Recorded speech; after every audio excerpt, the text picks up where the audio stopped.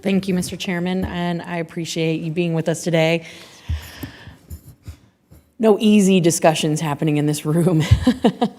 So with that, I'll just jump right into it and dispense with comments. Chairman Benham, decentralized finance, and I know I've heard some of my colleagues here today talk about this, and again, I don't want to get into the weeds too much, but DeFi, it's a growing component of the digital asset ecosystem, and it's been receiving a lot of attention.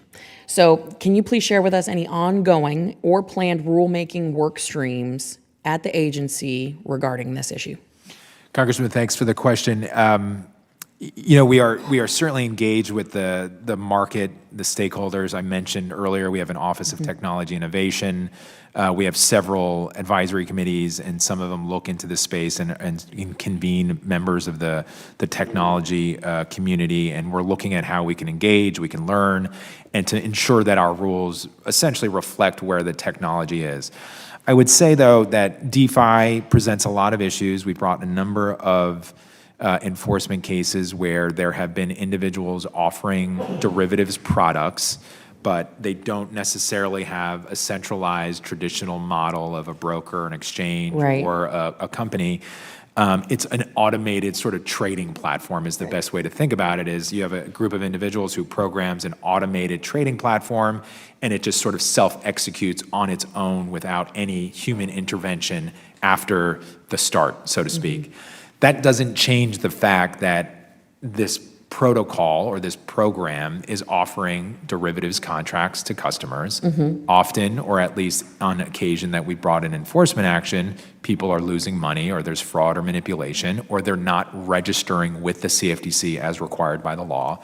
And despite the fact that there's no centralized group, or there's an individual who's the CEO or a board of directors or a headquarters, the fact of the matter is, as courts have determined in litigation that we've faced, DeFi can have the same or similar characteristics as a traditional company or entity, such that we could bring a case. So tricky questions. I think it requires a lot of legislative thought, but we're doing our best to work through these issues, engage. But ultimately, I would hesitate to say that we should stand back and not protect customers because the law is not crystal clear, a decades-old law, about what decentralized finance is. And I appreciate that, but I also am very wary of overregulation and government having a heavy hand, which tends to stamp out innovation and opportunity. So I would love to see more engagement and forward-facing engagement from some of the industry partners. But I want to shift a little bit talking about blockchain and how that is really a huge part of this conversation. With the evolving landscape on digital assets and DeFi, what regulatory challenges specifically do you foresee in overseeing blockchain-based financial products and services? And specifically, what steps is the Commission taking? And I know we talked about this just a little bit, but I want you to talk on the blockchain element specifically to ensure investor protection. Yeah, so blockchain's been really interesting to observe because I've had a number of demonstrations by large financial institutions or trade associations in town which have demonstrated how blockchain is being used by some of these traditional large financial institutions on settlement, on payments, on custody, and really just creating, in their view, a more efficient payment system from a customer perspective or from a financial wholesale perspective.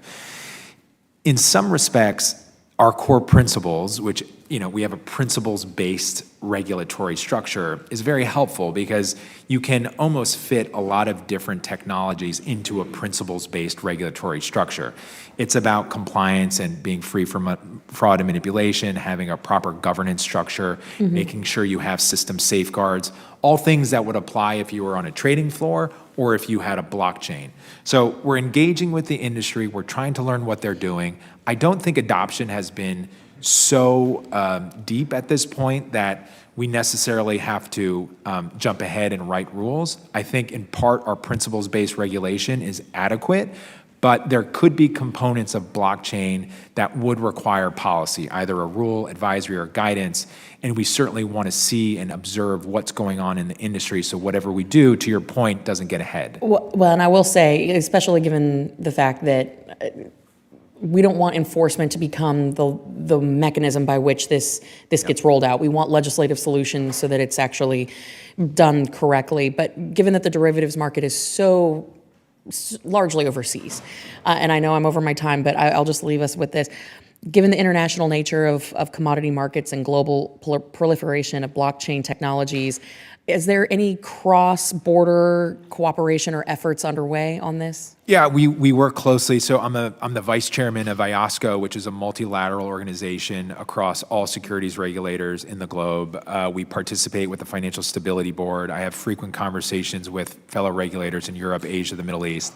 So we are observing what others are doing and trying, to your point, to draw comparable rules and regulations so there's a little bit of a seamless entry and exit across borders. Because as you point out, we're in a global financial system, and to have different regulations and rules creates barriers, arbitrage opportunities, which are risk, but ultimately prohibits these businesses from doing a lot of the work that they hope to do. I appreciate you being here. Thank you. My time has expired. Mr. Chairman, I yield. Thank you.